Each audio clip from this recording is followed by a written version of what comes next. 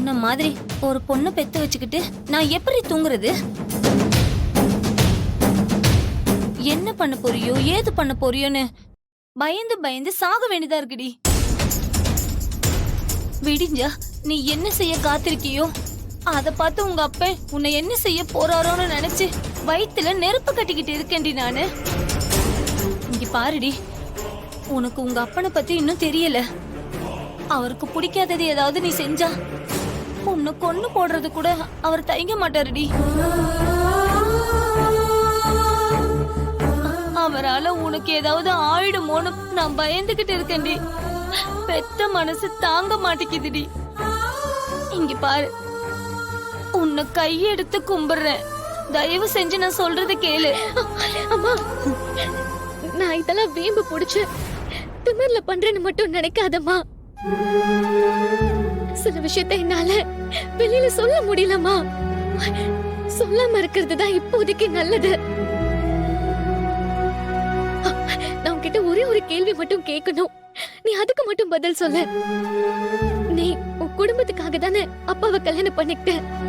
ஆனா அவர் கூட ஒரு நாளாவது உனக்கு பிடிச்ச மாதிரி நீ சந்தோஷமா வாழ்ந்திருக்கியம்மா?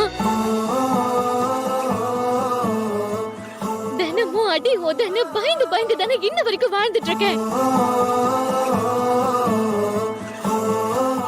அப்படிப்பட்ட ஒரு வாழ்க்கைய நானும் வாழணுமாமா? ஏய், உங்க அப்பாவும் கரிகாலனும் ஒண்ணு இல்லடி. கரிகாலன் தங்கமான பையன்டி. அவன் உங்க அப்பா மாதிரிலாம் உன்னை கொடுமைப்படுத்த மாட்டான்டி. அவன் உன்னை உள்ளங்கையில வச்சு தாங்குவாமா. அம்மா, நீ சொல்றதெல்லாம் சரிதாமா, நான் இல்லன்னு சொல்லல. அவ்வளோ ஏன், அருள் மாமாவை விட கரிகாலன் மாமா தான் ரொம்ப நல்லவரு.